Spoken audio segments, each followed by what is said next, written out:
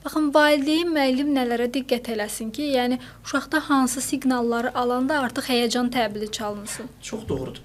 Əvvəla birincisi uşağın evdən odlu silahın götürülməsi və yaxud da odlu silahın olması və yaxud da odlu silahın yerinin bilməsi ən böyük qüsurlardan biridir. Bu bir. Sonra müəyyən yaş dövrünə qədər valideynin uşağa silahdan istifadə etmə qaydasını öyrətməyi cinayətdir. Bu hüquqi termin deyil, hüquqi cəhətdən yox. Psixoloji tərəfdən bu cinayətdir. Bu olmamalıdır.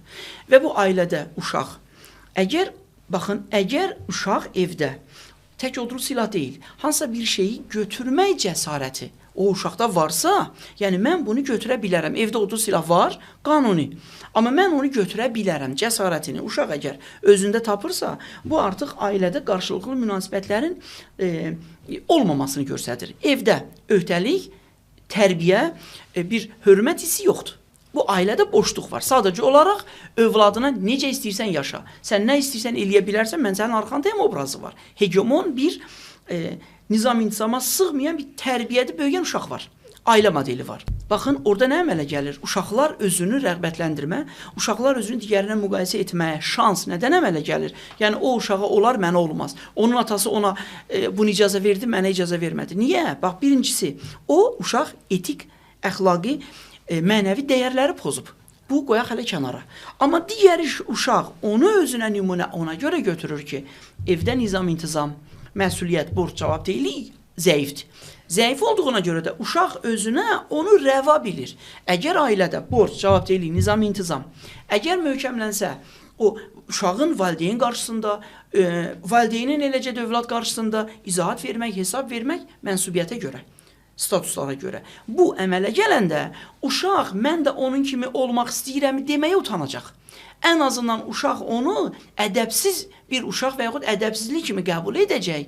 Uşaq ondan çəkinəcək, qaçacaq və utanacaq da ki, evdə də atasında da desin ki, filan kəsin oğlunda 2 dənə telefon var idi, hələ mən sadə demək istəyirəm, məndə də olsun.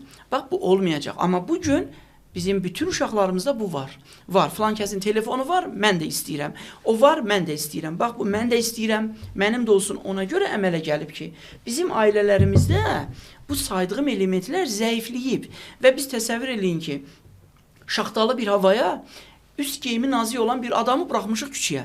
Əlbəttə onu şaxta tutacaq və o xəstələndən sonra da biz onu qınayacaq ki, niyə xəstələndin? Bax, geyim, insanın üst geyimi onun mənəvi əxlaqi dəyərləridir. Bugün bizim gənclərimizdə də, uşaqlarımızda da siz cəmiyyətdə təəssüflər olsun ki, küçələrdə də biz buna rast gəlirik. O uşaqlarda biraz sosial, milli, mənəvi, ictimai dəyərlər ikinci plana keçib. Ona görə də o uşaqlar başqa bir uşaqları görəndə mənim də olsun, mən də belə eləyim, mən kimdən əskiyəm, anlamı əmələ gəlir. Amma mən kimdən əskiyəm dediyi adamın davranışını təhlil edə bilmir ki, bu antisosial davranışlardır.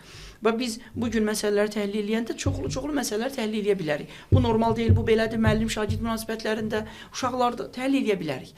Amma bunların hamısının kökü gedir ailədə, övlad valideyn arasında olan intellektindən, dünya görüşündən asılı olmayaraq. Valideyn özündə borc, baxın, valideyndən biz başlamalıyıq.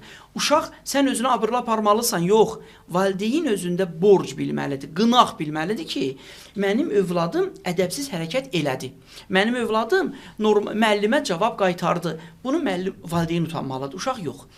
Valideyn məktəbə, valideyn iclasına çağırılanda, bu həyəcanla, təşvişlə ki, gəlməyəcək ki, gedim görə müəllim mənə nə deyəcək, uşağım neyniyib, o gəlməyəcək və uşaqlarımızın biz tərbiyəsinə məşğul ola bilməyəcəyik. Və gələcəkdə də müəyyən qədər bu cür böyüyən və təcrübədə təkmilləşən, negativ təcrübədə təkmilləşən uşaqların yuxarı sinif şagirdləri olanda isə yuxarı siniflərdə bəzən onların müəyyən davranışların qarşısını almaq asan da olmayacaq. Çünki onlar ona dəyər verir. Belə olmalıdır. Yəni, mən beləyəm, sən geridə qalmışsan, mən belə olmalıyam. Bu, valideynin özündən başlamalıdır. Valideyn uşağının 2 almasına görə də, digər uşağa kobud rəftar edib, ona ziyan vurmasına da, heyvan balasını itələməsinə görə də valideyn uşağın davranışından ictimai qınaq olaraq utanmalıdır.